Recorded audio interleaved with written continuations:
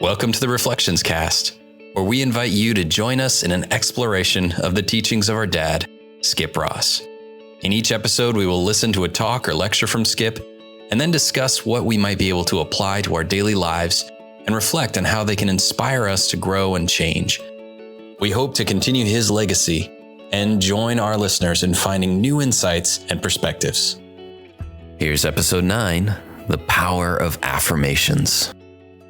Well, hey everybody, I'm Steve. And I'm Melody. And welcome to the podcast. We are just on the tail end of this series with Skip on these 6 steps to conscious positive change. And this last one, it's filled with more points about what we talked previously about with that massive and immediate action, but also filling it with affirmations. So get excited, get ready, and please remember to give us some feedback on this episode. We love hearing your feedback, knowing what other topics you guys want to hear from Skip on. We've got lots of different recordings from him over the years. And so we're trying to pick and choose some of those really great nuggets through history that we know people want to hear more on. But if you have a topic or something that you would like to hear more of, please give us some feedback. You can send it to us through email at thereflectionscast@gmail.com, or you can leave us a comment on our YouTube channel or a comment or voice message on our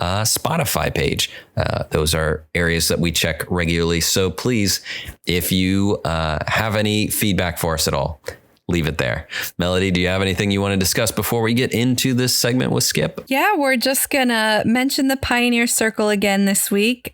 We are having so much fun kind of building that community and figuring out what sort of content is most meaningful and impactful and relatable to our teens and our parents. So it's been really fun because we have been collecting teaching from our Circle A leadership team from the generations, really. We've got an awesome group of Circle A leadership team who have agreed to send in just short little videos teaching us about all different sorts of things, abundance and enthusiasm and giving and so many different topics that these people exemplify in their lives. And it's really awesome to hear this teaching from people who who I so look up to as living this out in their lives. So it's been really fun to be able to offer that content to our pioneers. And I love that my kids get to learn from all of these amazing leadership team members. So if you're on the fence about joining the Pioneer Circle, I would really strongly recommend it. There's so much great content, so many awesome leaders to learn from,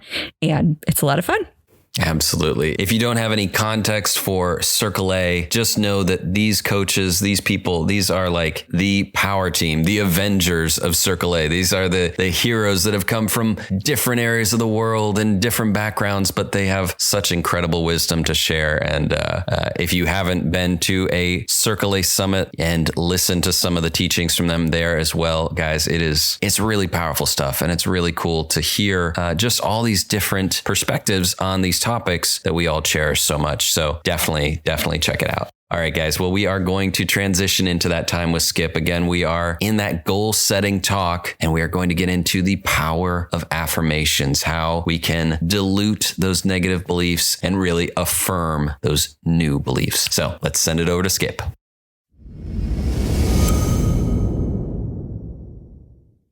Affirmations are powerful in increasing the amount of action. If you and I want to get to massive action, it takes more than just willpower.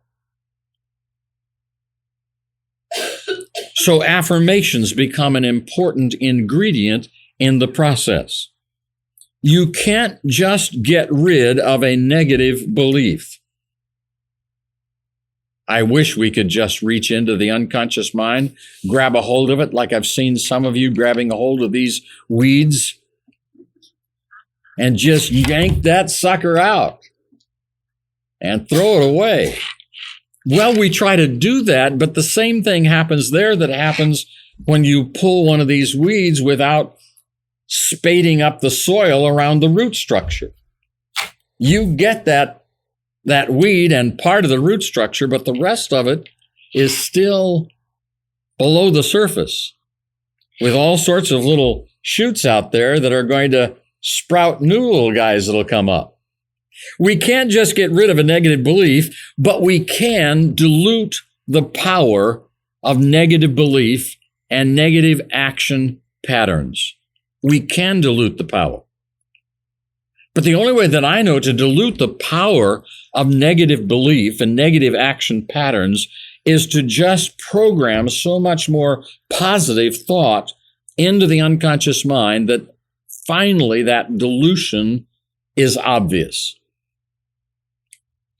And I frequently have told, and I will make reference to it without telling the full story, of my experience with my grandfather in the wheat in Nebraska when I was about 11 years old. It is the wheat field where I learned to drive. My grandfather used to say to me, "There's nothing you can hit from here to the barn. So drive this wheat back up there and your uncle will be up there and he'll unload it." So I'd drive to the barn and my uncle would auger it up into the silo, and then I'd drive back out to the combine where they were cutting, and then my grandfather would drive it underneath the spout. He knew there was nothing between the combine and the barn, but the combine was in front of me when I'd drive up. So I think he was a little hesitant to have me drive underneath the spout. But I learned to drive there. But I also learned that principle of dilution. When I used to see the green, deep green weeds at the beginning of the summer, and then when it was time to harvest, I'd look out, and at my height, looking out across that wheat, all I could see was the golden grain. Couldn't see those weeds. And I used to say to my grandfather, "Did you pull the weeds?" He said, "No, I didn't pull the weeds." I said, "Where are they?" He said, "They're still there. You just can't see them because there's so much more wheat." The wheat diluted the effect of the weed. Affirm your new beliefs, the beliefs that surround these goals that you've established, and affirm that they are true. Now, we'll talk a little bit more about that at a later stage in our seminar, but for now, just the reminder that saying them again and again and again and again and again and again and again and again begins to dilute the effect. Why do they continue to use such awful commercials and run them again and again and again and again? I was thinking the other day, Brill Cream has not been around for a lot of years. But I could still sing you the commercial for Brill Cream. I heard it so often. They played it on the radio again and again and again and again. Brill Cream, a little dabble do ya. Brill Cream, looks so debonair. Brill Cream, the gals will all pursue you. Now, that's probably the thing that caught my attention in that particular little commercial. Simply rub a little in your hair. That was the commercial. Ran it again. And it buried itself in the unconscious mind. So if Brill Cream can get established in the unconscious mind, don't you think something that is really worthwhile and positive and encouraging for us could get established there as well if we just took enough effort to program it again and again and again and again and again until it's just kind of automatic. Somebody says Brill Cream, I can hear the song. And I don't know where it was that I saw Brill Cream, but it was in some old papers I was going through. And there was a reference to Brill Cream, and all of a sudden, there it was. I haven't thought or talked about Brill Cream for a long time. Burma Shave is another one. Signs along the highway. Okay, so we know affirmations are powerful.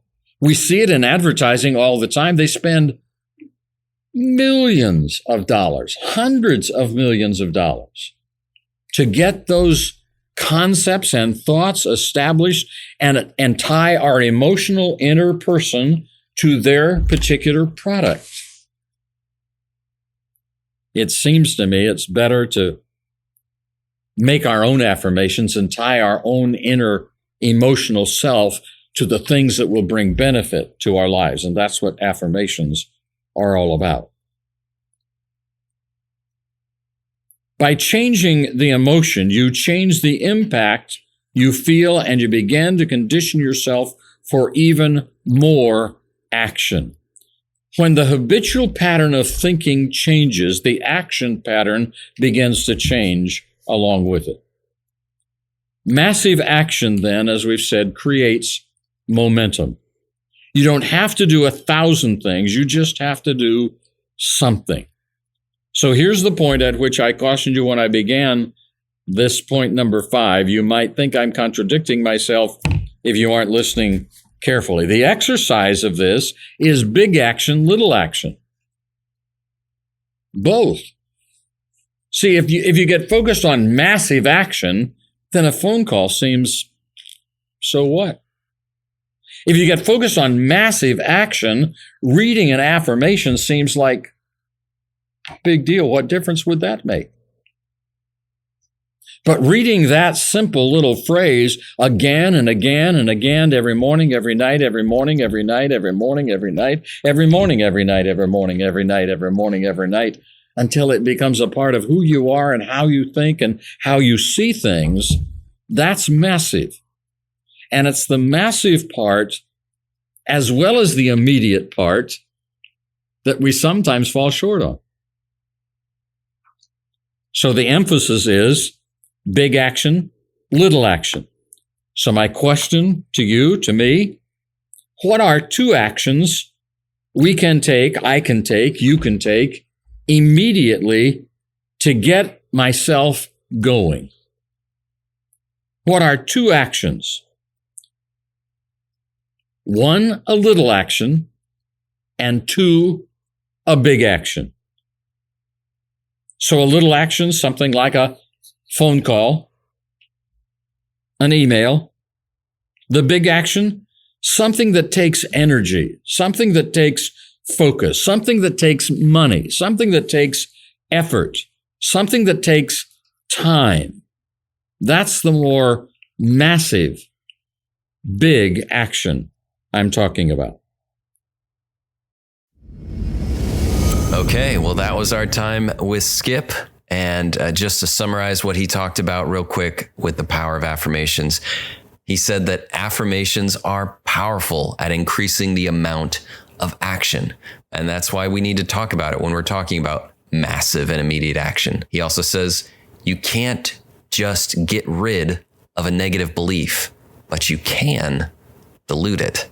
And that's a point that I have some questions about, but we'll continue with the summary of what he said. In the previous talk, he does mention that there are times where he says stuff that he doesn't even like. And sometimes people come up to him and they say, I don't like what you said. And he's like, well, I don't like it either. And so I think that's one of those points. But, and then you can also affirm your new beliefs again and again and again and again and again in that effort of diluting those negative beliefs. And by changing that emotion, you change the impact you feel, and you begin to condition yourself for even more action.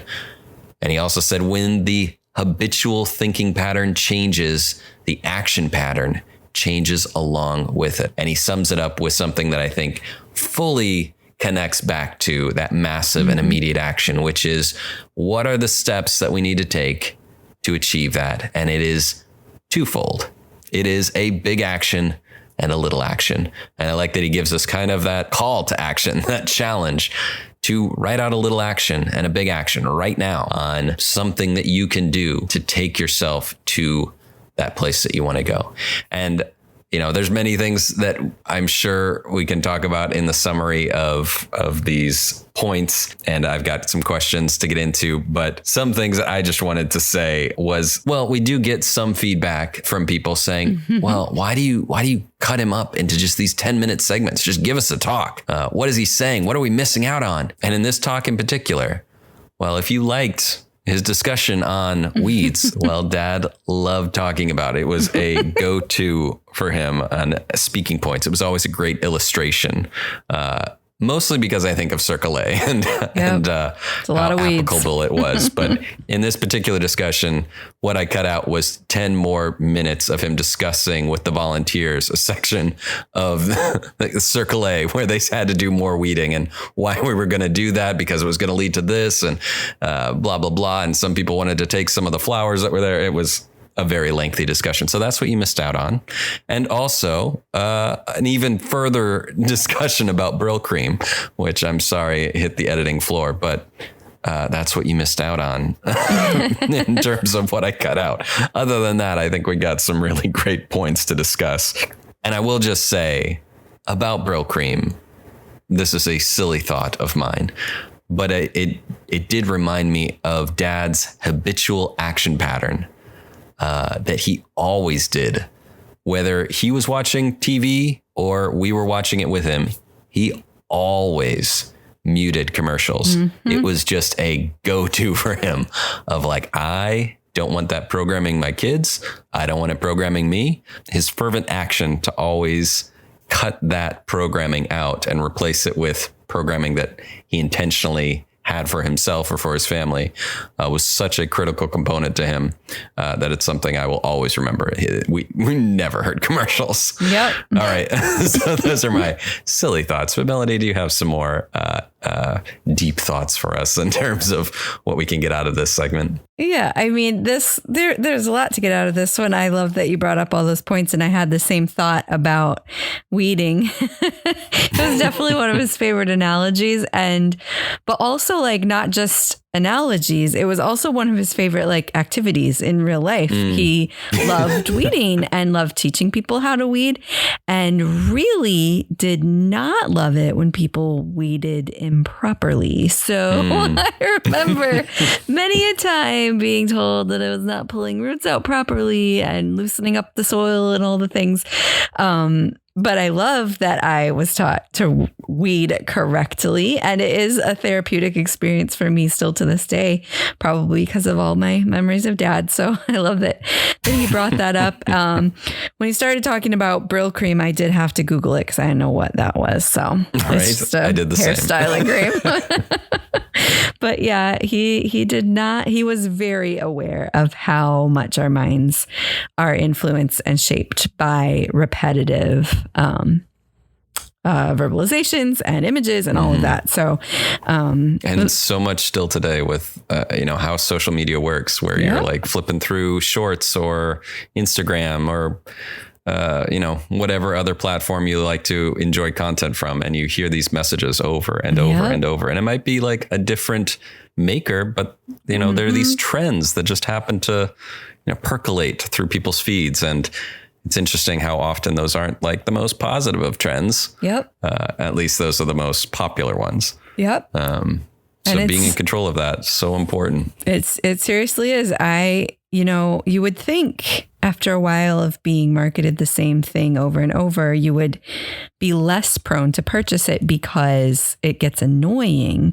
But in fact, it works. Like there are even things that I have purchased because I'm like, I've been thinking about that. I've been thinking, I keep seeing it. Today's the day. And I'm like, I'm giving into this marketing. I know exactly what they're doing to my brain and I'm still letting them do it. So it's powerful for sure. For sure. Yep.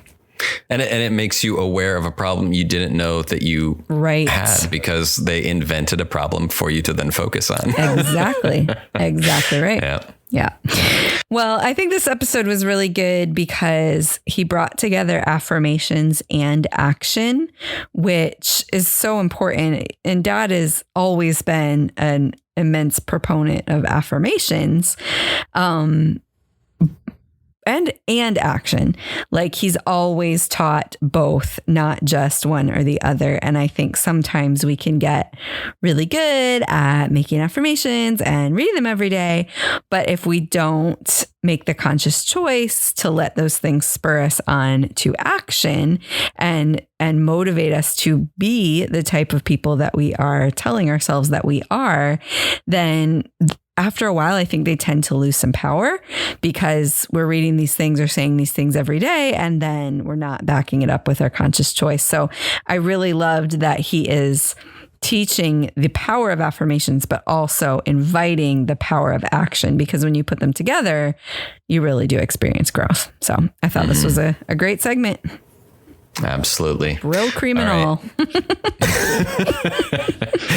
All right. Well, I have some questions, and I think, it goes right back to those first few notes, which delve into negative beliefs.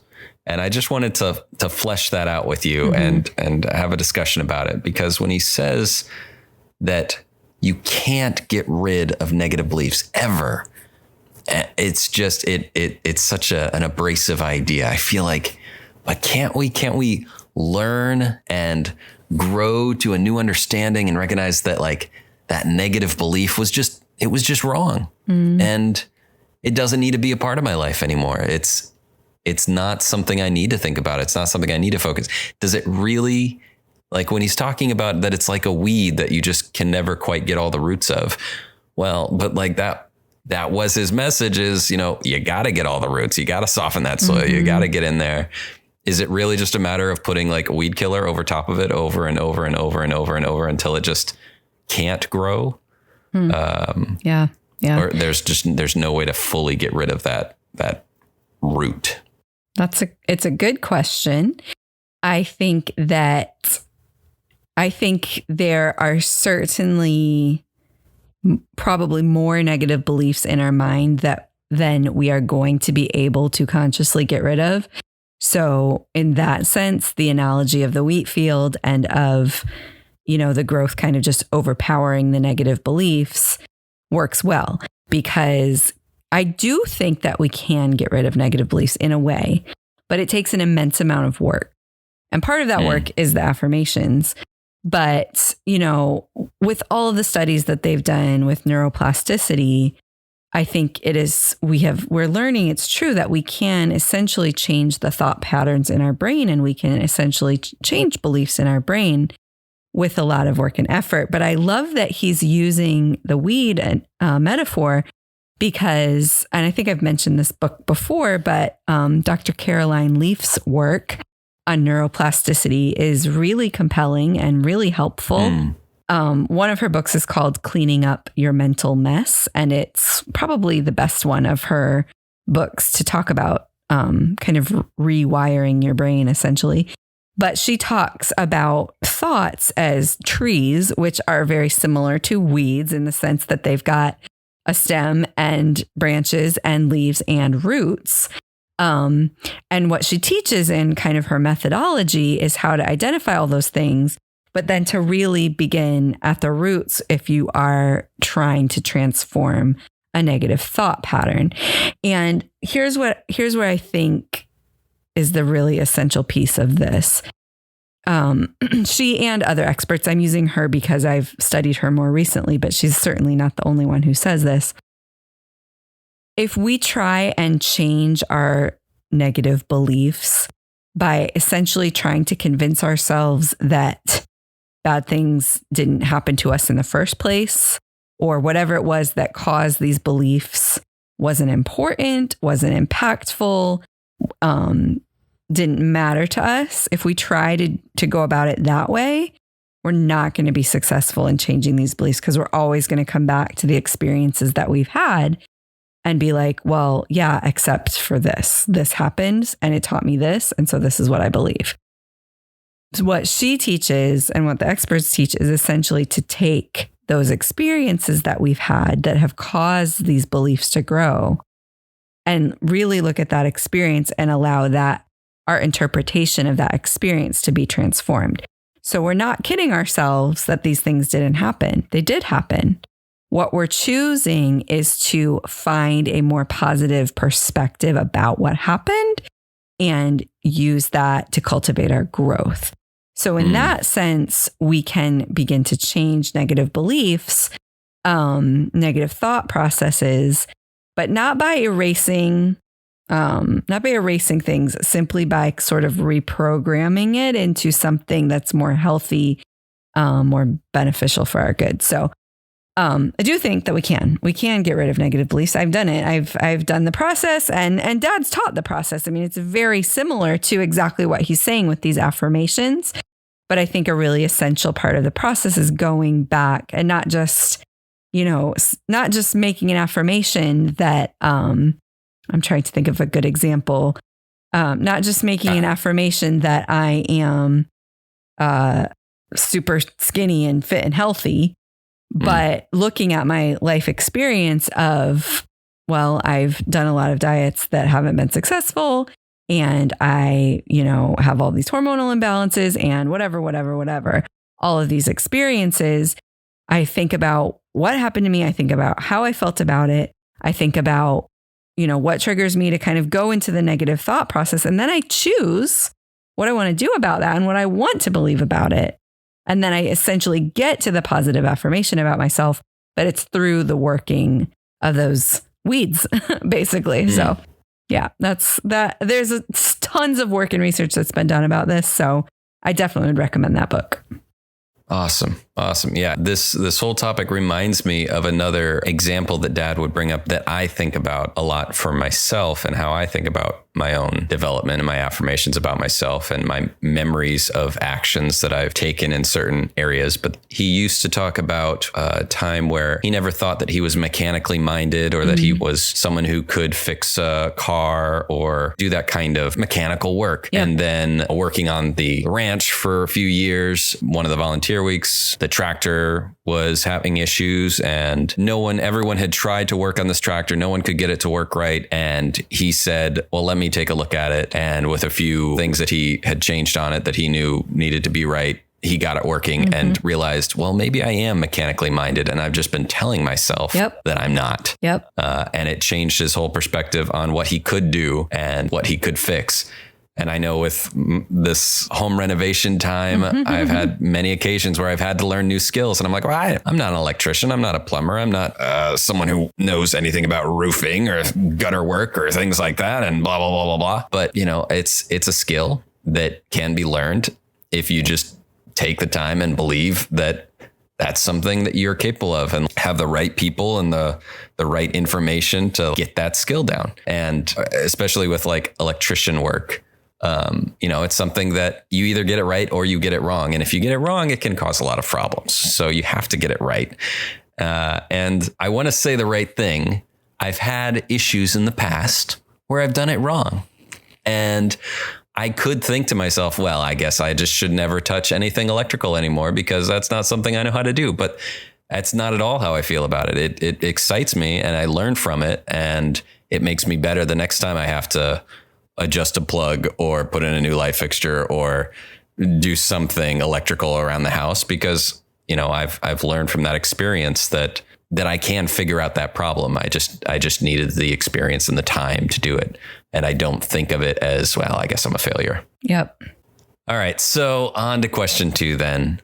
When we are creating these affirmations, when we're trying to dilute those negative beliefs, when we're trying to control that thinking pattern, what is the mindset that we're supposed to go into when creating the verbiage of these affirmations? I know Dad goes a lot into it normally when he's discussing affirmations, but he didn't do it here.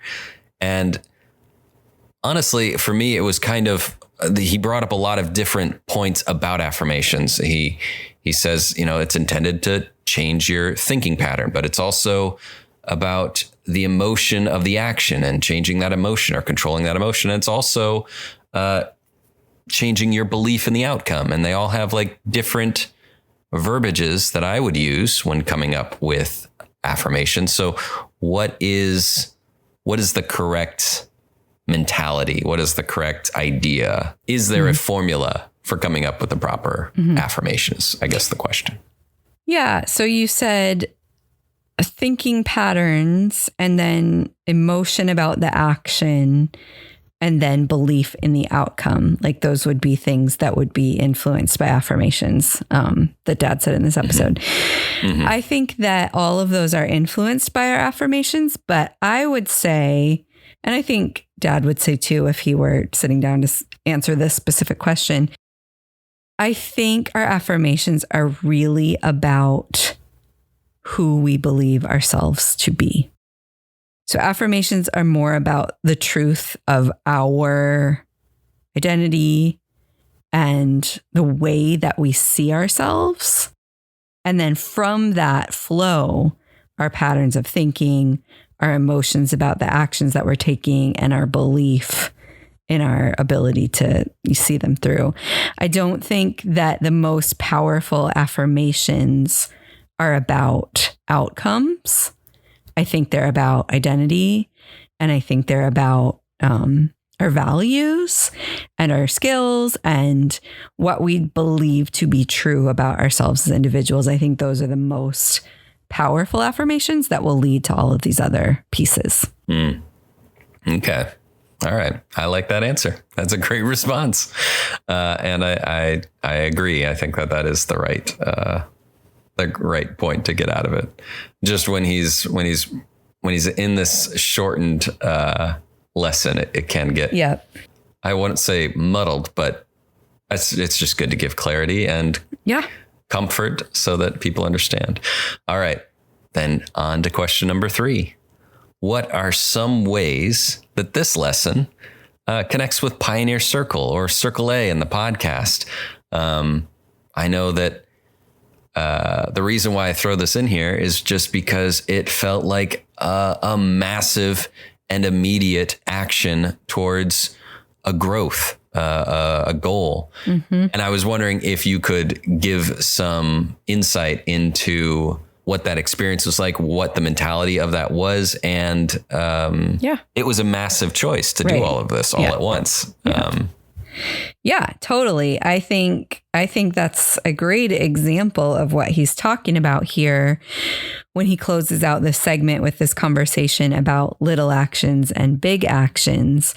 Because when he talks about big actions, he was saying a big action is something that takes focus, it takes energy, it takes attention, it takes money, it takes time. And I think that's a great example of a big action because there are lots of, small things we can do to kind of move us toward a goal. But sometimes the big actions are, I wouldn't say they're easier, but it's easier to get swept up in the momentum of a big action than it is of a lot of little actions. And so when we were kind of envisioning making all this happen with the Pioneer Circle and the podcast and the Circle A Summit, I had taken little actions over the course of a couple years towards the Circle A Summit because I knew that was something that was in my mind as a vision of a way to continue the Circle A program, at least for the community that we have, and then like as a launching off place to see what we were going to do next. And so it was a couple years of little actions of, kind of dreaming about the format, thinking about what we would teach, finding a place, making a registration, making an announcement. It was slow and steady and little, but important. And, we got to a point where it was executed and it was happening, and that was awesome. And then 6 weeks, maybe it was 2.5 months, maybe 10 weeks out of the start of the summit, I somehow got in a life coaching session and was sharing some ideas that I had about the podcast and about some sort of community, subscription community, sharing ideas about that. And even my coach was like, these are great ideas. Why don't you write down what it would take to execute this? And then, maybe by next summer, we're ready to launch all these things. So I remember I was on a plane ride flying to Utah to go out into the mountains in a camper van to do Zion. And I had my laptop and I started just writing out my thoughts about all of this. And like in the momentum of creating this plan, I was like, you know what? We could execute this in the next 10 weeks and we could launch it this year, and we should, and it will be better if we do. And I just felt the sort of that massive action, being in the zone sort of space. And I knew that it would be about the same amount of work to do it in 10 weeks or in 52 weeks. And I just knew it was going to be better. It was going to be more fun. It was going to be more exciting to do it in 10. And so it was a big action for sure. And it was definitely cost money and time and attention and energy and focus and all those things that he mentioned. But it happened. Like, we launched these things fully within a couple months. And of course, there's a lot of room to grow. And of course, there's more massive action that's needed and a lot of little action. But something about the energy that comes when you take massive action like that is really, really powerful. And the truth is that I had been reading and living with affirmations around this, around carrying on Dad's legacy for a couple years. And so my mind was ready because of the affirmation work that I'd been doing. When I came into that zone of being ready to take massive action, my mind was ready to believe that it could be possible. And so it was. So I don't know if that's the story you want. That's the story that came to my mind when you asked this question. Yeah, absolutely. And I think it's exciting. And I think that the momentum that it created is palpable. And, there's so many great things that have come from compressing that and just saying like, yeah, we're going to get this done. Yep. This is going to be great. And it has been. And I think a lot of people have benefited from it. And I think what's great is that this content, lives on and it's going to be around. So more and more people can benefit from it in the future. So yeah, that's just an opportunity to say thank you for following Dad's advice and taking that massive and immediate action. Well, thank you too, because you have also taken a lot of massive and immediate action to make this happen. So it's a team effort over here. Well, yeah, I love it. I love being a part of the discussion, and I love podcasts. So it's my comfort zone. I don't know. Maybe I need to break out of it. All right. Well, anyway, to closing thoughts. My only closing thought is, are you going to plan out that little action and big action this week, people? Are you going to take Dad's advice as well? I love that we've got a little bit of call to action from this episode, and I just want to reiterate it, remind us all, maybe it's time to write out that little action, that big action for that goal. All right, Melody, do you have any closing thoughts for this episode? Yeah, I love that charge. I think that is the heart of this episode is getting to that place of action. So beginning with the affirmations. Who are you? Who are you becoming? What's the essential truth about you? And then as you read those affirmations, as you live with them, start thinking about those actions and moving towards that conscious positive growth. It's exciting. So we're happy to be on the journey with you guys. Awesome. Well, thank you all for joining us on this journey with the Reflections Cast. And remember that your support means everything. If you enjoyed this episode, don't forget to hit that like button, write us a review, or leave us a voicemail. And please share this episode with friends, family, or anyone you think might benefit from our discussions. We believe in you. We're committed to help you thrive on your journey of discovering all you were created to be. And until next time, keep reflecting, keep growing, and pass it on.